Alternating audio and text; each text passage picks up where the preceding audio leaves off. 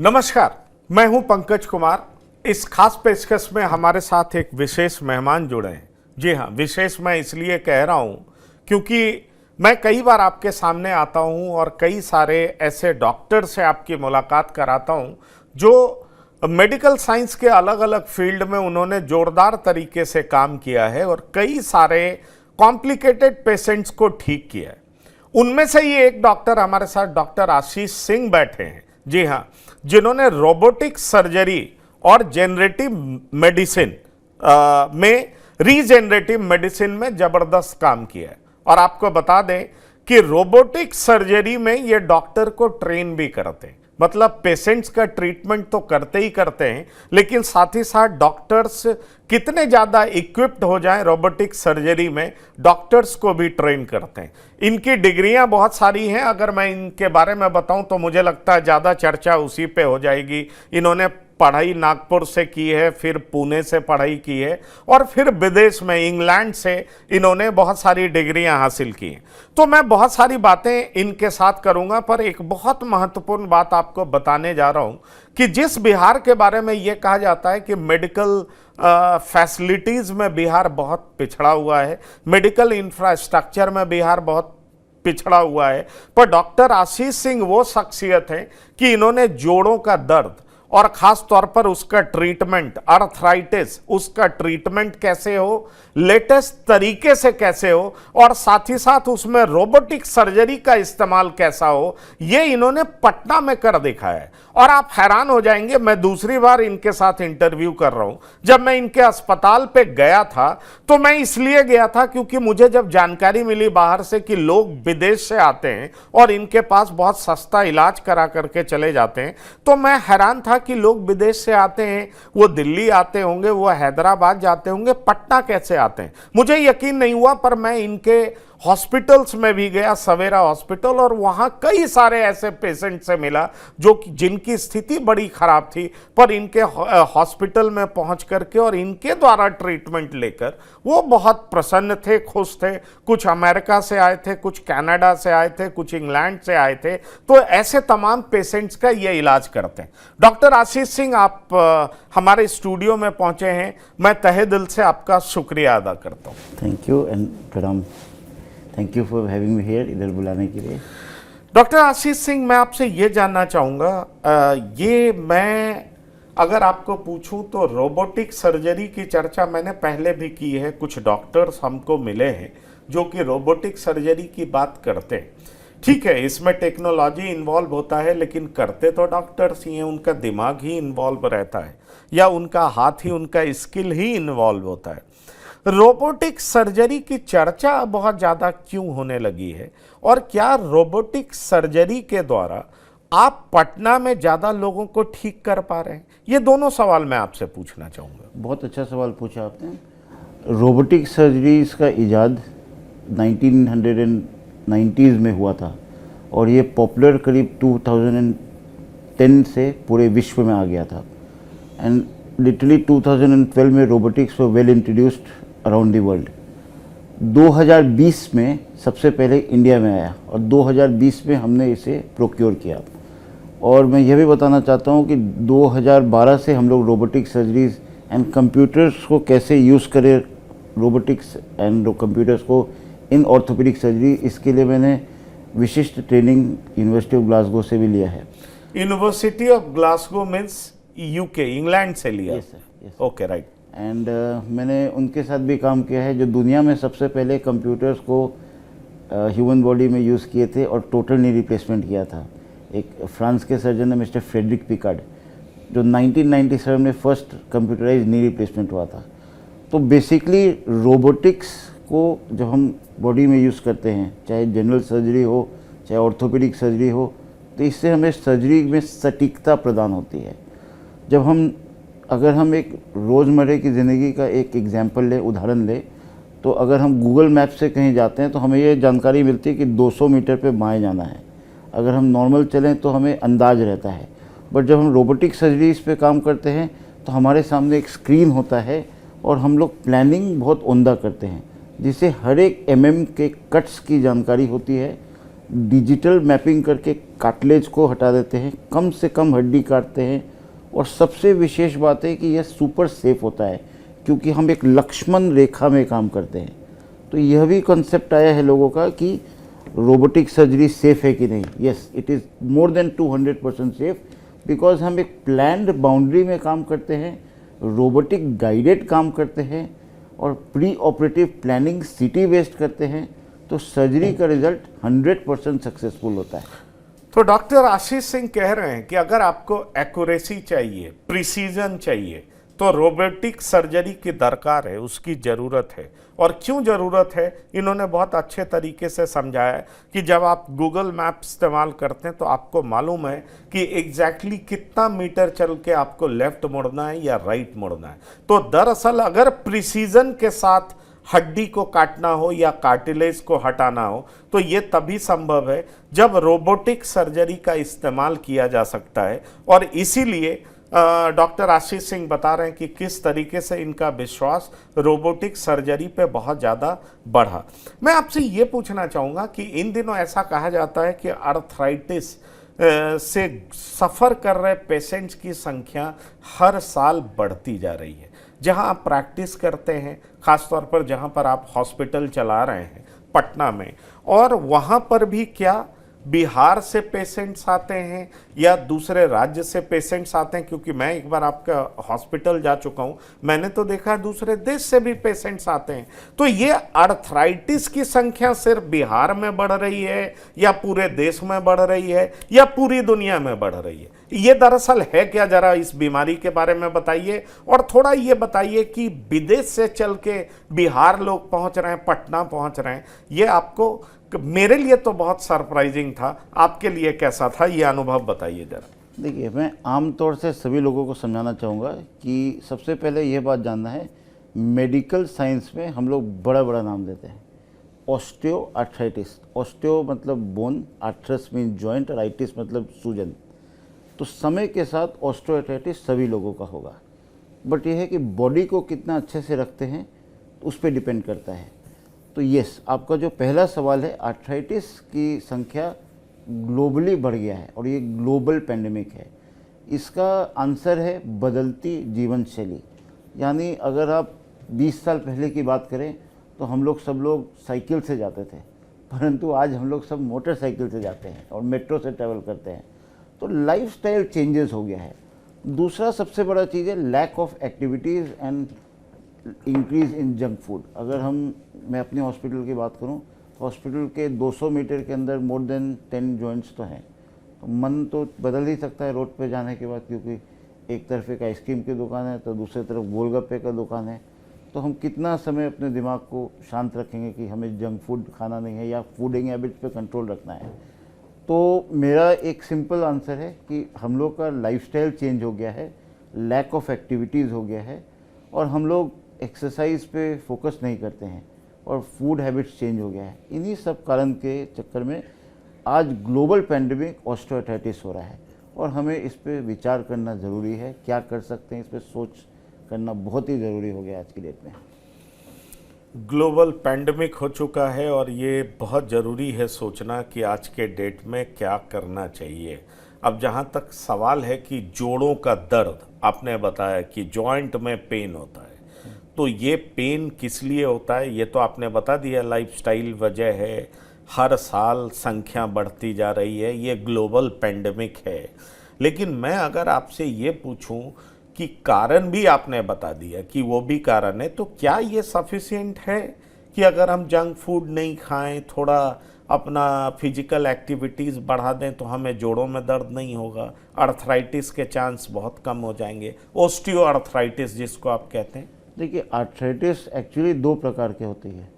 एक पहला प्रकार होता है जिसमें हम लोग सिर्फ 1 या 2 जोड़ इन्वॉल्व होता है, बट अगर सिमेट्रिकल सारे जोड़ में दर्द हो, खास करके small joints of the hand में या फिर कमर में या फिर कोई भी जोड़ और एबनॉर्मल एज यानी यंग एज में, तो मेरा ये मैसेज रहेगा कि हमें अवश्य डॉक्टर, ऑर्थोपेडिक सर्जन से सलाह लेनी चाहिए, क्योंकि यह एक प्रकार का गठिया भी हो सकता है, और गठिया अपने आप में मोर देन 50 प्रकार के होते हैं।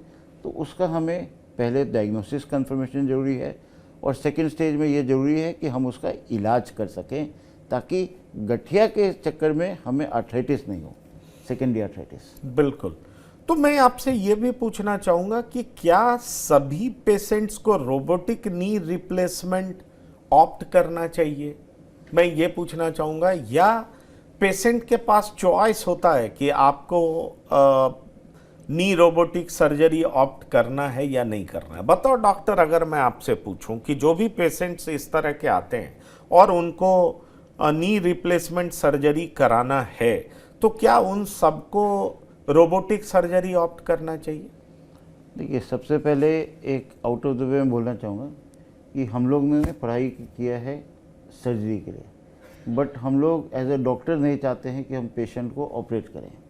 तो पहला हमारा सजेशन होता है, पेशेंट को एजुकेट करते हैं कि किस किस तरीक़ों से जोड़ को बचाया जा सकता है। फिर हम लोग आज की दशक में, आज के दिन में हम लोग ऑर्थोबायोलॉजिक्स यानी रीजेनरेटिव मेडिसिन, जो कि एक बून है, उस पर भी फोकस कर रहे हैं।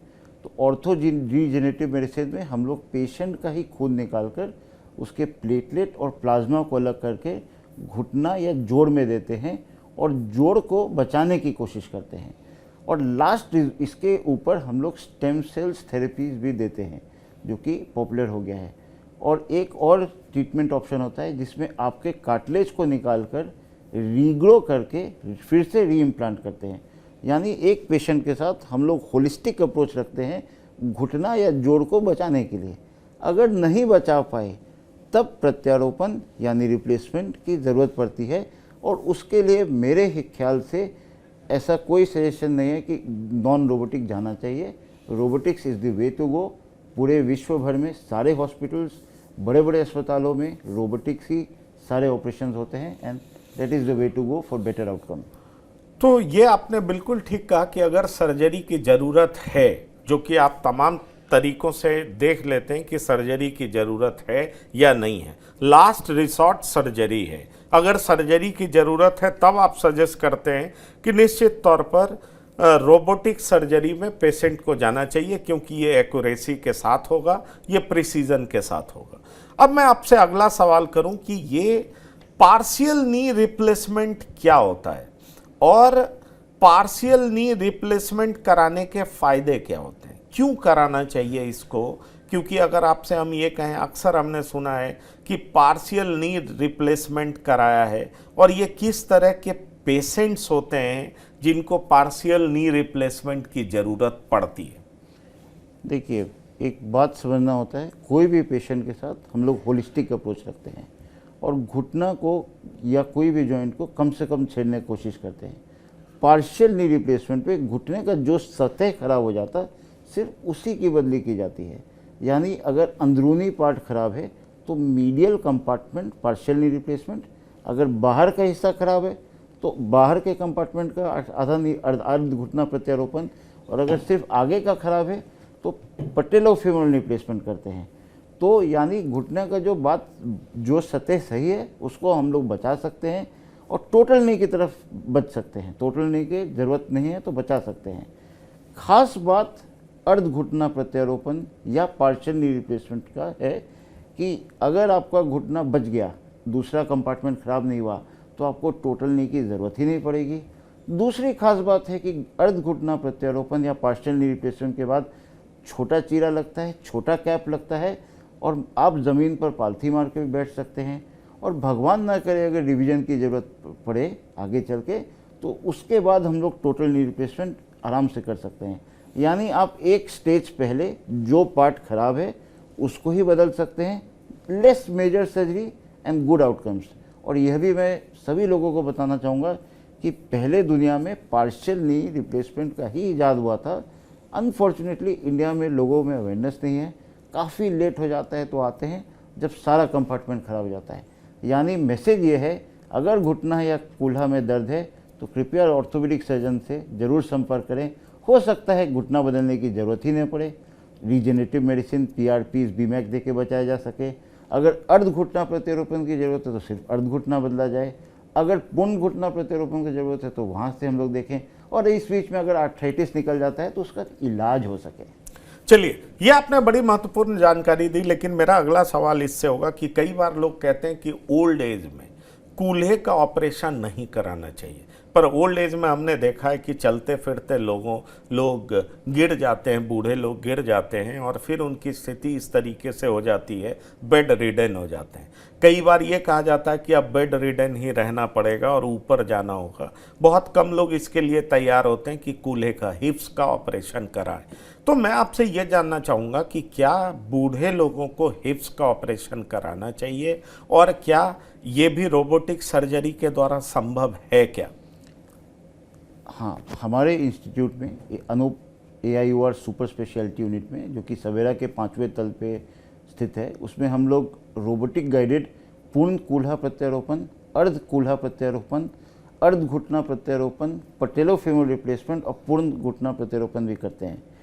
कहने का मतलब है कि अगर हिप की सर्जरी की ज़रूरत है तो उसे करा लेना चाहिए। किसी भी आयु में अगर कूल्हा टूट जाता है तो चलना असमर्थ हो जाता है, तो फिर हम लोग बेड रिडन हो जाते हैं और फिर अल्टीमेटली पेशेंट्स हम लूज़ कर जाते हैं।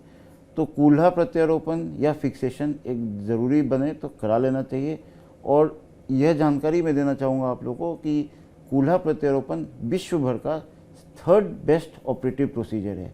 पहला है लोअर सेक्शन सिजेरियन सेक्शन, जहाँ बच्चे की गूंज से माँ और परिवार खुश हो जाते हैं। सेकेंड ऑपरेशन मोतियाबिंद का है, पर 3rd satisfactory operation world over में टोटल हिप रिप्लेसमेंट है। यानी घुटना प्रत्यारोपण से ज़्यादा बेहतर ऑपरेशन कूल्हा प्रत्यारोपण है। और हमारे यहाँ पर मात्र 4 घंटे में पेशेंट को हम लोग बेड से वॉकर पे खड़ा कर देते हैं। नहीं, पर बेस्ट क्यों बताया आपने, किस लिहाज से बेस्ट है? आपने ये कहा कि कूल्हा ऑपरेशन चौथा बेस्ट ऑपरेशन है, तीसरा क्यों आपने क्यों बताया बेस्ट ऑपरेशन है? ये सक्सेस रेट के हिसाब से। और ये आपके हॉस्पिटल में है या वर्ल्ड वाइड सक्सेस रेट? विश्व भर। चलिए, तो ये भी देखिए भ्रांतियां हैं कि कूल्हा का ऑपरेशन नहीं कराना चाहिए, लेकिन डॉक्टर आशीष सिंह, जो कि बहुत ही रेपुटेड डॉक्टर हैं, ऑर्थोपेडिक सर्जन है, रोबोटिक सर्जरी से लोगों को ठीक करते हैं, वो कह रहे हैं कि तीसरा बेस्ट मेडिकल सर्जरी है कूल्हे का ऑपरेशन। मतलब इसका सक्सेस रेट इतना ज़्यादा है। और ये तो यहाँ तक दावा करते हैं कि अगर किसी का ये कूल्हा चेंज करते हैं, ऑपरेट करते हैं, तो 4 घंटे में उनको वॉकर के जरिए ये चला देते हैं। तो आप समझ सकते हैं कि इनका ऑपरेशन करने का तरीका, एक्यूरेसी, प्रीसीजन किस लेवल का है, और उसके बाद सक्सेस रेट इनका किस तरीके का है। अब डॉक्टर, मैं आपसे ये पूछना चाहूँगा, क्योंकि लोगों में बड़ी चिंता रहती है, नी रिप्लेस मत कराओ, कोई फ़ायदा नहीं होगा, कूल्हा रिप्लेस मत कराओ, कोई फ़ायदा नहीं होगा, ये छोटी जगहों पर लोग बोलते हैं ऐसा। अगर मैं आपसे पूछूं कि आपका सक्सेस रेट क्या है, क्यों लोग आपके पास आए? अगर मैं आपसे ये पूछूं कि लोग आपके पास या लोग नी रिप्लेसमेंट कराने जाएं तो सफलता के चांसेस क्या है? लोग अगर कूल्हे का रिप्लेसमेंट कराएं तो सफलता का चांसेस क्या है? जैसे अगर आपने सपोज 10 पेशेंट ट्रीट किया तो सक्सेस रेट क्या है? और मैं पूछना चाहूँगा कि आपने अभी तक कितने पेशेंट्स को ऑपरेट किया है, आपके अस्पताल में कितने पेशेंट्स का ऑपरेशन हुआ है, क्योंकि आपका अस्पताल बहुत वाइडली नोन है, लोग विदेश से भी आते हैं। तो आप ज़रा बता सकते हैं कि आपके हॉस्पिटल्स में कितने मरीजों का इलाज हुआ है, आपने कितनों का किया है, और सक्सेस रेट क्या है? मैं पर्सनल लेवल पे आफ्टर कमिंग टू इंडिया 2015 से हमको नहीं लगता मोर देन 10,000 के ऊपर जोड़ बदल चुका हूँ, ज़्यादा ही। सिर्फ रोबोटिक माध्यम से मोर देन 2000 जॉइंट्स कर चुका हूँ। और अब तो मैं ख़ास तौर से ट्रेनिंग के लिए भी जगह जगह पे जाता हूँ, देश ही नहीं विदेश में भी जाता हूँ। सबसे ख़ास बात यह है, जब आप सक्सेस की बात करते हैं तो कोई भी सर्जरी में असफलता का चांस 1 to 2% रहता है, परंतु रोबोटिक्स के आने के बाद से यह रेट कम हो गया है, यानी असफलता का रेट कम हो गया है। और मोर देन 99.5% सटीकता के कारण, ऑपरेशंस भी सटीक होने के कारण पेशेंट का आउटकम बेहतर हो रहा है। सेकेंड चीज़ क्या है, अगर कोई पेशेंट आता है तो उनको सारे जांच होती है, यानी हार्ट का जांच होता है, चेस्ट का जांच होता है, मल्टीपल डॉक्टर्स देखते हैं, and if the patient fit होते हैं तो ये टेबल पे आते हैं।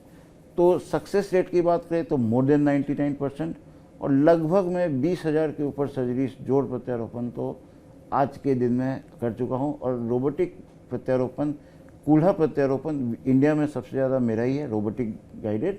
और मैं रोबोटिक्स के लिए इंडिया एंड इंटरनेशनल ट्रेनर भी हूँ, यानी प्रॉक्टर हूँ। And I work for various companies to train the doctors, यानी training of the experts and exporting the expertise. Great. तो आपने सुना ये एक्सपर्ट्स को भी ट्रेन करते हैं, तो किस तरह का इनका एक्सपर्टीज है डॉक्टर आशीष सिंह का, और इसीलिए ये रिकमेंड करते हैं कि क्यों एक आदमी को अगर सर्जरी की ज़रूरत है तो रोबोटिक सर्जरी कराना चाहिए, और वही बेस्ट मेथड है अपने आप को ठीक करने का। ये कहते हैं कि कूल्हे का ऑपरेशन क्यों कराना चाहिए किसी भी उम्र के व्यक्ति को, आप ध्यान रखिए, क्योंकि गांव में, छोटे शहरों में, कस्बों में लोग कहते हैं एक बार कूल्हा टूट गया अब आपका इलाज संभव नहीं है, लेकिन डॉक्टर आशीष सिंह कह रहे हैं बिल्कुल संभव है। 1 से 2% जो सर्जरी फेल हो सकता है, पर 98 to 99% सर्जरी सफल है। तो आप समझ लीजिए कि डॉक्टर आशीष सिंह जो कि वर्ल्ड वाइड नोन डॉक्टर हैं, ये विदेशों में भी लोगों को ट्रेन करते हैं। ये डॉक्टर तो ही, पर डॉक्टर्स को भी ट्रेन करते हैं कि कैसे रोबोटिक सर्जरी करना है, क्यों करना है, क्यों अब इसकी ज़रूरत आ पड़ी है, वो क्या कह रहे हैं इसको आप गंभीरता से सुनिए। पर इनकी एक और पहचान है, और मैं वो आपसे समझना चाहूँगा कि रीजेनरेटिव मेडिसिन क्या होता है, क्योंकि इस पर भी आप काम कर रहे हैं, इस पर भी आपका एक्सपर्टीज है, और ये जोड़ों की बीमारियों को कैसे ख़त्म करता है, उसको दूर करने में इसकी मदद आप कैसे लेते हैं, ज़रा ये हमारे दर्शकों को विस्तार से बताएं। देखिए, एक चीज़ समझना होता है, जब हमारा घुटना खराब हो जाता है तो पूरा सतह खराब हो जाता है, समय के साथ होता है। बट अनफॉर्चुनेटली कुछ पेशेंट्स हमारे पास आते हैं जिनका घुटना का या कूल्हा का या जोड़ का कोई थोड़ा सा सतह खराब होता है, पोस्ट ट्रॉमेटिक इंजरी, या फिर ऐसा होता है कि घुटना को बचाया जा सकता है। तब हम लोग ऑर्थोपीडिक रीजेनरेटिव मेडिसिन, और इसको अन्य भाषा में ऑर्थोबायोलॉजिक्स भी बोलते हैं, यानी घुटना को या जोड़ को बचाने की प्रक्रिया। इसमें खास बात यह होता है कि हम पेशेंट का ही खून को लेते हैं, उसको 3 भाग में बांटते हैं, और खून को, प्लेटलेट्स को अलग करके उसको हम लोग जोड़ में उसी जगह जहाँ कार्टिलेज खराब है वहाँ देते हैं। एक एस्पेक्ट हो गया। रीजेनरेटिव मेडिसिन का दूसरा एस्पेक्ट होता है जब हम आपके पेल्विस से आपका बोन मैरो निकाल कर एक स्पेशलाइज्ड मशीन में उसको सेंट्रीफ्यूज करते हैं, और फिर उसी पार्ट पे जहाँ खराब है वहाँ देते हैं घुटना में सुई के माध्यम से। तो इससे घुटना के सतह का रीजनरेशन होता है, करीब 60 to 70% रीजनरेशन होता है, जो कि लिटरेचर में प्रूव्ड है। अगर इससे भी सेटिस्फाइड नहीं है या और कुछ करना है, तब हम लोग स्टेम सेल्स को थेरेपी भी देते हैं। तो ये जो रीजनरेटिव मेडिसिन से घुटने या पार्ट जो भी खराब है उसको रीजनरेट करते हैं, करने की कोशिश करते हैं, एक सोच के साथ कि हो सकता है आगे जाकर जोड़ बदलने की नौबत ना पड़े। और ये सारी चीज़ें पटना में, from regenerative medicine to robotic surgery, all under one roof at AIOR super speciality unit हम लोग प्रदान करते हैं, जो शायद न्यूयॉर्क, इंग्लैंड, लंदन में भी प्रदान एक यूनिट में नहीं होता है। चलिए, ये बड़ी बात है, और डॉक्टर आशीष सिंह जो दावा कर रहे हैं उसको मैं और सरल शब्दों में आपको समझा सकूं कि देखिए, आपका जो पार्ट खराब हो चुका है, क्या उसको रीजेनरेट किया जा सकता है, क्योंकि बॉडी में कई सारे ऐसे पार्ट्स हैं जिनको रीजेनरेट करने की कैपेसिटी होती है, और उसी पार्ट को रीजेनरेट कैसे किया जाए इसका प्रयास करते हैं डॉक्टर आशीष सिंह। एक और चीज़ बहुत खास तौर से बताना चाहूँगा कि AIOR सुपर स्पेशलिटी यूनिट में 2020 में रोबोट लगा था, जो इंडिया में फर्स्ट प्रोग्राम हम लोग लगाए थे, फर्स्ट इंस्टॉलेशन था। तब से आज की देर तक हम लोग किसी भी पेशेंट से, चाहे वो आयुष्मान भारत हो, CGHS हो, ECHS हो, या कोई नॉर्मल आदमी हो, हम लोग रोबोट के ट्रीटमेंट पर कोई अतिरिक्त शुल्क नहीं लेते हैं।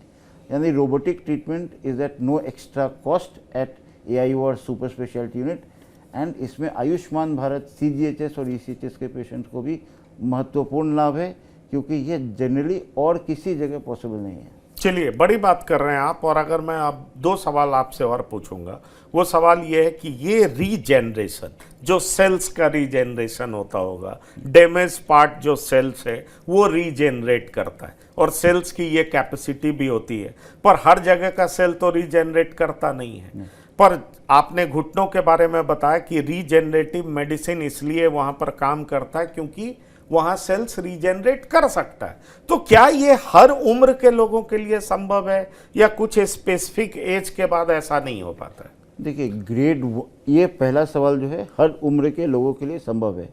इसमें हम लोग इलियक क्रेस्ट यानी पेल्विस से बोन निकालकर उसको स्पेशल मशीन पर सेंट्रीफ्यूज करके, और डे केयर प्रोसीजर यानी एडमिशन की ज़रूरत नहीं है, और उसको नी में इंजेक्ट करते हैं। तो दूसरा चीज़ ये है कि रीजनरेटिव मेडिसिन, हर बॉडी के हर एक सेल्स को रीजनरेशन पोटेंशियल रहता है, उसको हम लोग और पोटेंशिएट करते हैं, और पोटेंशिएट करने के कारण वहाँ रीजनरेशन होता है, और पेशेंट के घुटना प्रत्यारोपण या कूल्हा प्रत्यारोपण को हम लोग डिले कर सकते हैं। यानी अगर आप घुटना प्रत्यारोपण की ज़रूरत है तो उसको डिले कर सकते हैं, और हो सकता है ज़रूरत भी ना पड़े। तो from regeneration to robotics at all ages possible.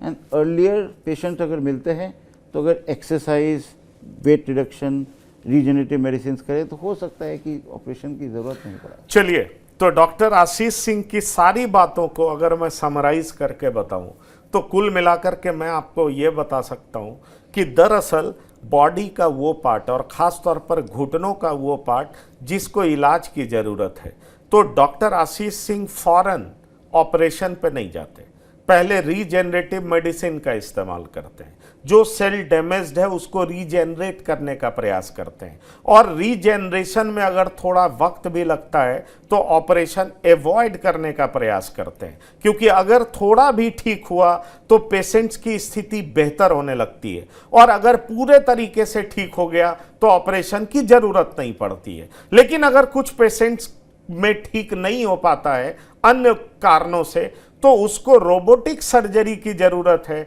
तो रोबोटिक सर्जरी का लाभ क्या है ये मैंने आपको बताया कि मिनिमम कट। तो यही खासियत है डॉक्टर आशीष सिंह का, जो कि ये लंबे समय से 2012 से बिहार में लगातार प्रैक्टिस करते आ रहे हैं। और चूंकि अभी इलेक्शन का माहौल है, लोग तरह तरह की बात करते हैं, पर मैं आपको ये बताना चाहूँगा कि बिहार में अभी भी प्राइवेट फील्ड में भी हेल्थ इंफ्रास्ट्रक्चर इस तरीके से ग्रो किया है कि अब लोग देश से ही नहीं विदेशों से भी रोबोटिक सर्जरी कराने, नी रिप्लेसमेंट कराने, रीजेनरेटिव मेडिसिन के जरिए अपने बोन्स को ठीक कराने, आर्थराइटिस की समस्या को दूर कराने के लिए पटना पहुंच रहे हैं। तो डॉक्टर आशीष सिंह, आप TV9 से आपने बात की, इसके लिए बहुत बहुत धन्यवाद और शुक्रिया।